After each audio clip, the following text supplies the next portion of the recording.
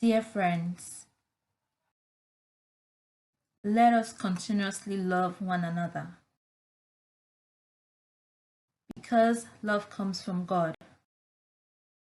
For God so loved the world that he gave his only begotten Son, that whoever believes in him should not perish, but have everlasting life. Dear friend, let us continue this journey of love together and forever. I just wanted to remind us, because I've said it in one of my videos, your GRE is valid for 5 years. So in your NYC year, write that GRE in your NYC year. Space yourself out. Put all your energy into writing that GRE. Then take the next year or thereabouts to find out schools that you would apply to. Now, from your secondary school or your time in your university, make sure that you're doing things that are related to like what your 10-year or 15-year plan for your future. So that when it's time for you to write your motivational essay, you can be able to say, oh, I volunteered in this place for autistic children, and I want to learn social work to understand how it is done in the developing world, because you have a feeling that what you learn there would help you to take care of the statistics of the autistic children in Nigeria. So make sure that all through your life, this is something from secondary school. Because there's even something I'm seeing that instead of making children write NECO after their WAEC, schools, how much is SAT? How much is SAT? Schools should tell the parents, so at least from SS1 to 2000, or maybe they should be saving the money so that every child has the opportunity to take both the WAEC and then the SAT. Then if they now do well in the SAT, then the schools should support them in applying for BSc, because people also get full scholarship for BSc. But that's what I was thinking for like secondary school.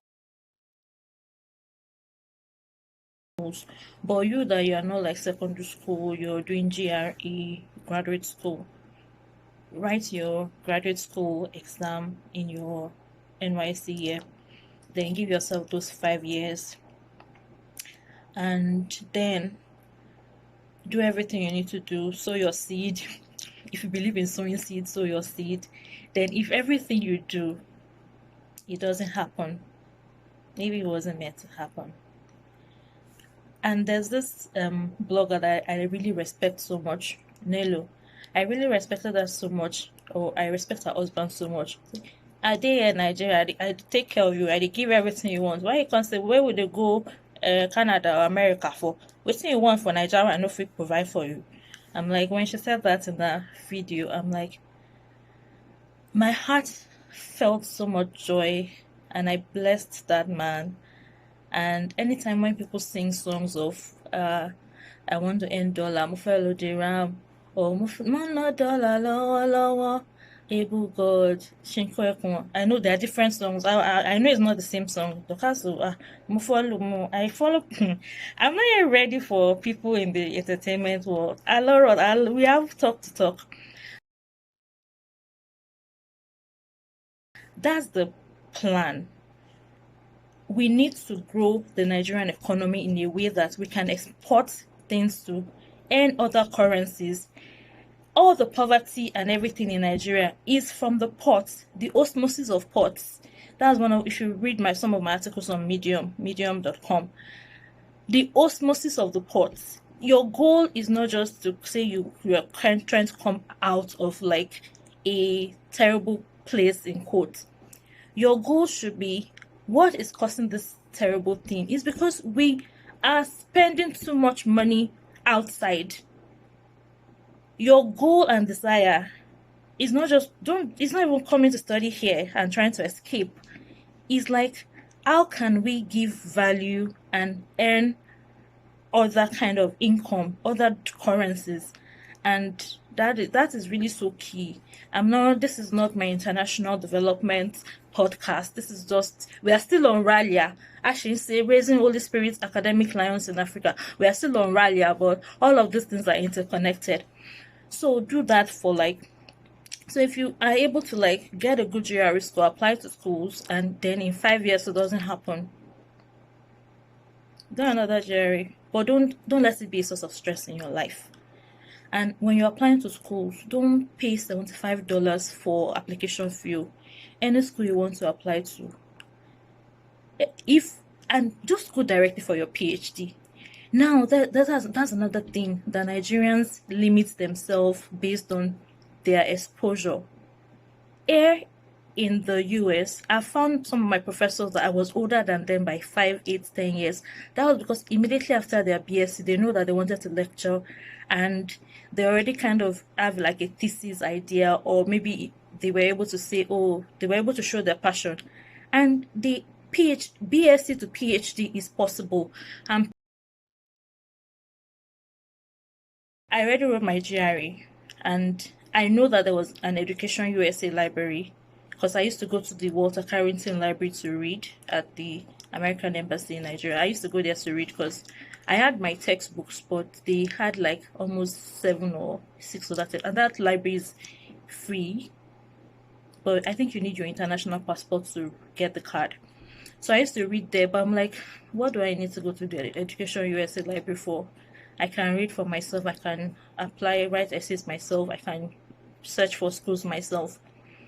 But the Holy Spirit ministered to me, or I told myself that I have to resign from work also to do all these plans, because I know my stress level, and I know that I cannot combine my 9 to 5 with GRE and applying to school. So I just resigned from work, and I was trusting God that I'm going to use this 1 year. Then whatever happens, maybe I can go back to paid employment, or I will know the next step from there. $100 to go to Education USA library. I'm like, all the income that I have lost in not, is not more than $100. So I just told myself that it would be more painful if I did not go to the Education USA library, and then so I just went there, and oh my god, see, Dorcas, you mean in all your research you do not find this school? Which internet are you using? I did not find it. So what's the name of the school? I said, call it. I said, oh my phone show. Oh, you told us okay. So definitely, yes, I got admission to some other schools. They gave me percentage. But it was just that school that woman looked at me like, Dorcas, add this school to your list. Yeah, that's my full scholarship and stipend. And again, before writing my motivational letter for that school, I went to YouTube. I listened to my dean, because I definitely know that my dean is going to read my motivational letter. So as I was listening to him, everything he was saying about the school, because it was the pioneer class. So I soaked myself in everything my dean was saying. Then I wrote my motivational letter. So like, even when he's reading my motivational letter, I will say there will be a connection. Like, you're going to meet somebody, they will say, go to that person's office, try to find out what the person likes. Then that's people. Let the Holy Spirit lead you, Professor. I will remember her name, I'll put it in the insert. She was like, one day she went to buy something from a small child. Like, Africans, like, we are so intelligent. Like, Emma, don't open the drink now. Let me go and help you look for change. Like, that's very intelligent. Like, she mentioned like 5 to 10 things that child did. That 5-year-old child that was selling on the street. I'm like, this is so intelligent. This is so business smart. Yeah. So yeah, I listened to my dean. Like, I watched my dean maybe almost 10 hours. Everything he has ever said in his life.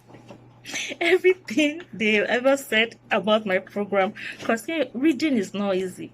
All this social media, Instagram, Better use your internet for something that will benefit your life.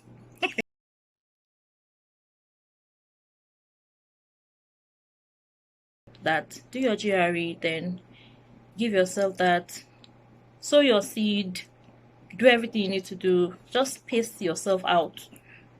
Right from my after I read my GRE books, it wasn't until 10 years after that I said, okay, let's do this thing, Jerry. Let's do it. And I told God, the fathers of this world can take their children abroad. I'm ready. I want to go. Take me, take me, take me, Jesus. Take me, Jesus. Yes.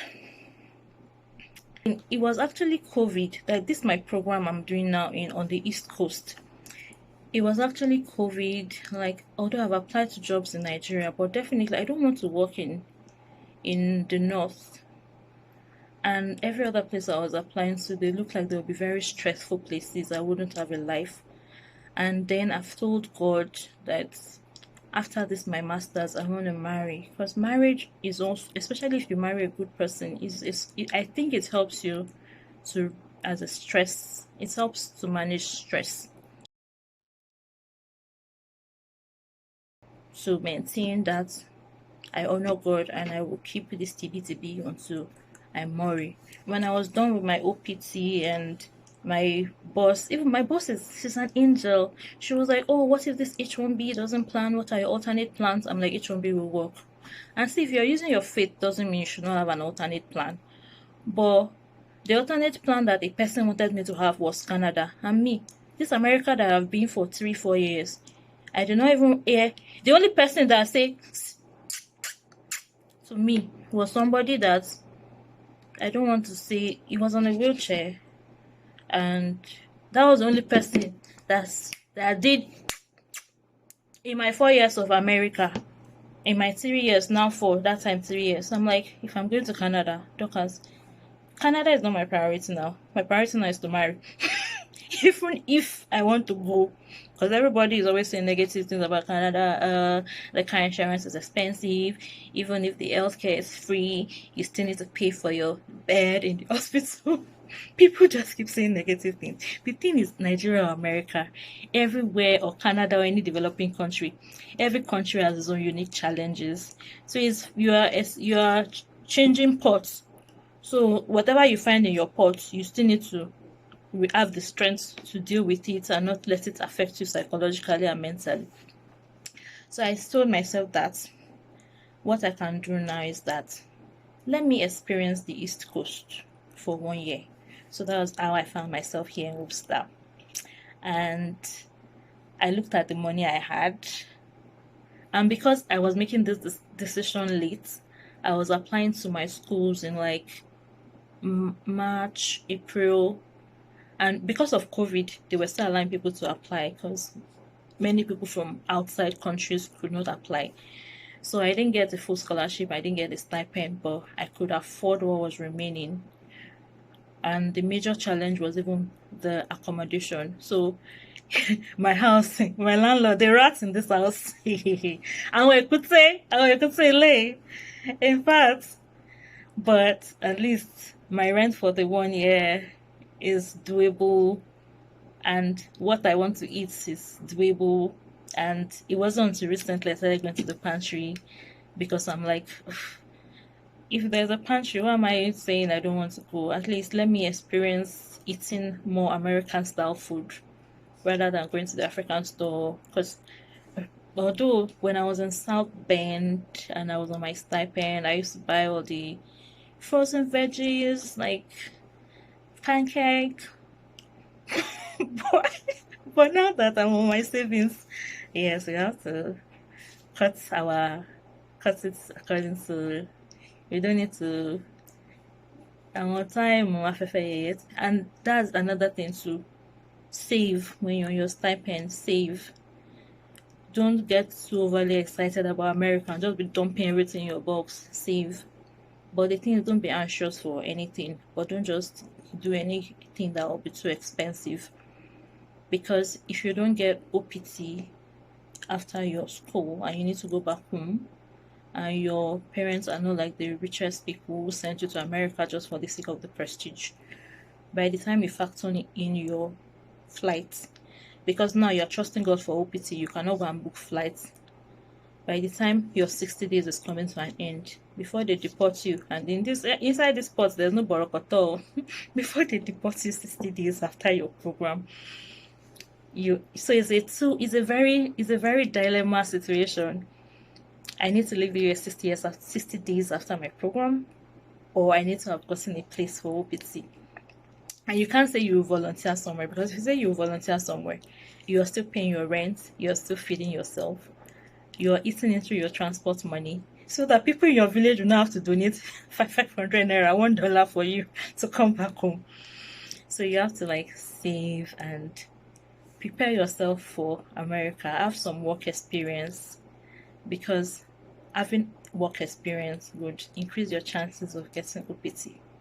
And please have faith and don't be anxious, be confident, network, call up people and say, oh, I just want to talk with you, use your alumni network. Yeah, and alumni network of Notre Dame was so sweet. There's this lady, she will call me, she will send me email that she's just, I think maybe they assigned her to me, because the way she's interested in my life. I am at some point, but kilo te auntie, kilo day. But she will call, she'll say, how am I doing? That what's up with my job? Yeah, she was really, that sister she's an angel. So that's the inset. Let's go back to what we were saying. Yeah, 20 minutes. The class you can talk. Oh, Safejo. Oh, sir. You know, sir at all. Oh, buying Lenny. We were not ready for. Ralia, raising Holy Spirit-filled academic lions in Africa.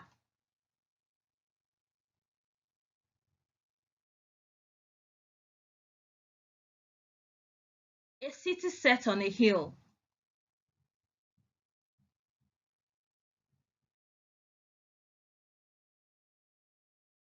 A light that never goes out. Ralia, he's here.